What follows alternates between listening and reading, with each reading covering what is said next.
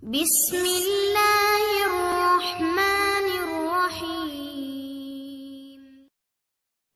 السلام عليكم ورحمة الله وبركاته.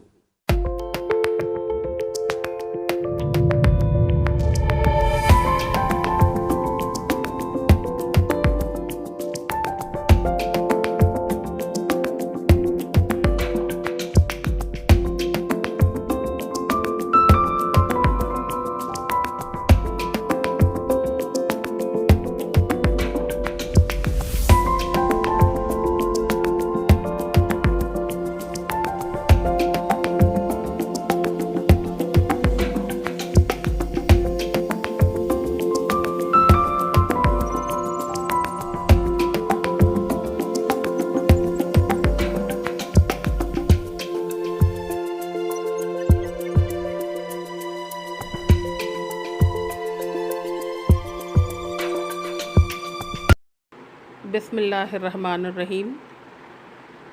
Assalamu alaikum wa rahmatullahi wa barakatuhu. Hi students, how are you all? Hope you all are fine by the grace of Almighty Allah. Alhamdulillah. Welcome to second term and welcome to your e-learning classroom. First term we have completed 3 units. In those units we have learned prepositions, degrees of comparison and phrases and clauses. Okay, hope you all remember that. So in second term we will be learning unit 4 and unit 5. Okay, in unit 4 we will be learning phrasal verbs and auxiliary verbs. Okay, our today's lesson is phrasal verbs. Okay, before we start the lesson phrasal verbs, you all should remember what is a phrase, isn't it? You all have learned this in first term. So now let us recall. Okay, what is a phrase? A phrase is a group of words that will have a meaning, okay, but it will not be in a complete sentence. Hope you all remember this, students. We had studied this in first term, isn't it? So what is a phrase? A phrase is a group of words that will have a meaning but it will not be in a complete sentence. Okay, it's called a phrase. Now let's see some examples for phrases. First one, the black hat. Second one, in the wind. Okay, they are just group of words. Okay, it gives you the meaning but it is not in a complete sentence. So such group of words are called phrases. So now let's get into our lesson, phrasal verbs. So our today's lesson is phrasal verbs. Okay, what are called phrasal verbs? Phrasal verbs are nothing but verb plus adverb or verb plus preposition or both the things, that is verb plus adverb plus preposition. Okay, so these are called phrasal verbs. Okay, in simple words I can tell you verb plus adverb or verb plus preposition or both verb plus adverb plus preposition are called phrasal verbs. So now we will see the definition of phrasal verb. Okay, it is a verb that has a main verb together with an adverb or a preposition or both to create a completely new meaning.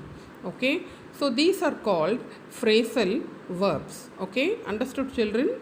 So now let us see some examples to just understand it more clearly. Okay, so now let's see the examples. See the first example. Look at. Look is a verb and at is a preposition. So verb plus preposition is phrasal verb. Okay, you all understood now? See the second example. Ran away. Okay, so ran is a verb and away is an adverb. So Verb plus adverb is phrasal verb. See the third example, look forward to. Here, what is the meaning of look forward to? Look forward to is waiting eagerly for something. So, that is the meaning of look forward to. Look is a verb, forward is an adverb, and to is a preposition. So, main verb plus adverb plus preposition is a phrasal verb. Okay. Now you all know what is a phrasal verb, isn't it? So, what is a phrasal verb? A phrasal verb is nothing but verb followed by an adverb, or verb followed by a preposition, or verb followed by both adverb and preposition are called phrasal verbs. Okay. Hope you all have understood this clearly. Now we will move on to auxiliary verbs. Okay, auxiliary verbs. What are called auxiliary verbs? Okay, you all must have studied this in your previous classes. So, now let's see auxiliary verbs. Okay, they are called helping verbs. Auxiliary verbs are called helping verbs. So, now let's see in detail. Auxiliary verbs are divided into two. They are primary auxiliary verbs and modal auxiliary verbs. Primary auxiliary verbs are of three types. They are be verbs, do verbs, and have verbs. Be verbs are am, is, was, are, were. Do verbs are does, do, did. Have verbs are has, have, and had. The next one is modal verbs. They are can, could, may, might, shall, should, will, would, must. Okay, these are modal verbs. Let's see in detail. First, we will start with primary auxiliary verbs. Primary auxiliary verbs are be verbs, do verbs, and have verbs. Be verbs are am, is, was, are, were. Am, is, was are used for singular subjects, and are, were are used for plural subjects. And one more thing you all should know, am, is, and are used in present tense, and was and were are used in past tense. Now the next primary auxiliary verbs are do, does, and did. Okay, they are called do verbs. Do and does are used in present tense, and did is used in past tense.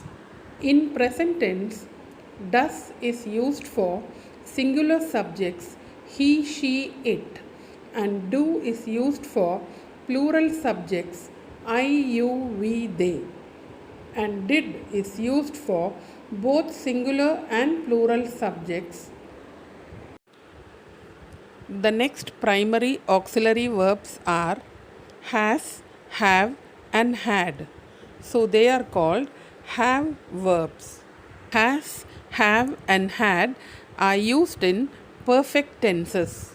In present perfect tense, we use has and have.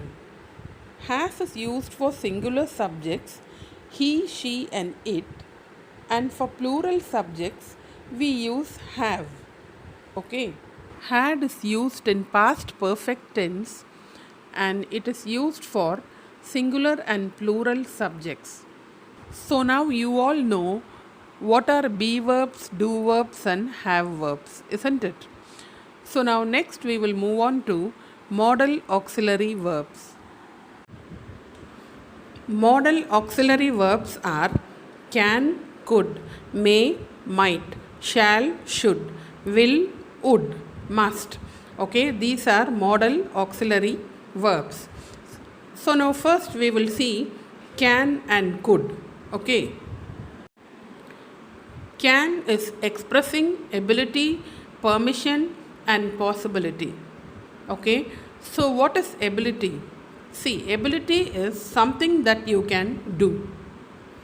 Permission. What is permission? Permission is asking whether you can do or not. And the next one is possibility.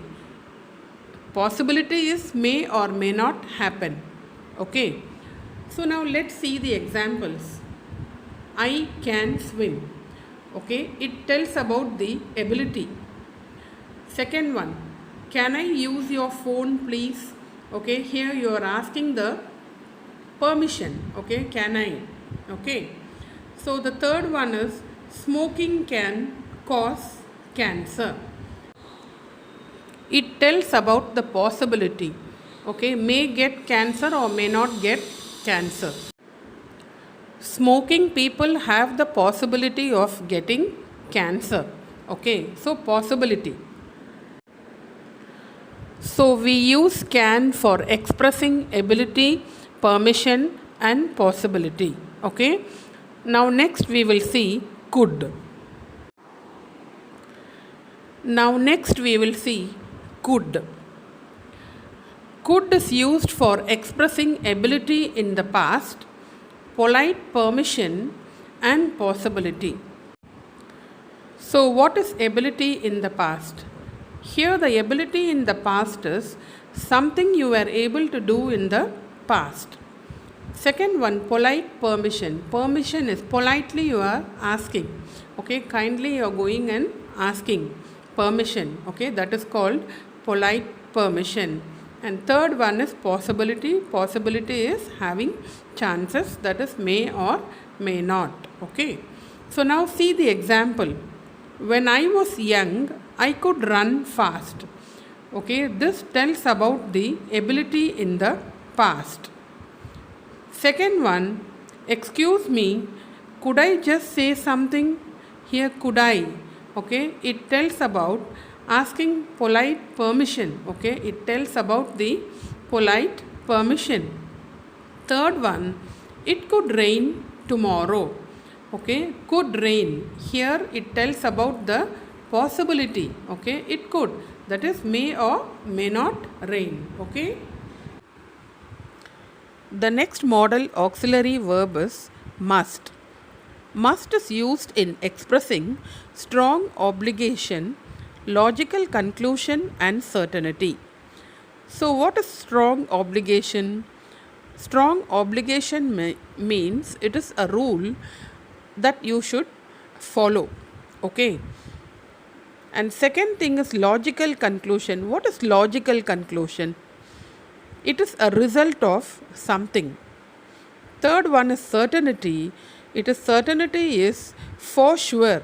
Okay, something for sure. So now let's see the examples. You must stop when the traffic lights turn red. Okay, it tells about the strong obligation, isn't it? It is a rule. Second one is he must be very tired. He's been working all day long. It is a result of something. Okay, it tells about the result of something. Now next we will see must not. Must not is used for expressing prohibition. Okay, something prevented. Okay, you should not do that. Okay, so now see the example. You must not smoke in the hospital. Okay, smoking is prohibited. Okay, so something is prevented here. What is prevented here? Smoking is prevented here.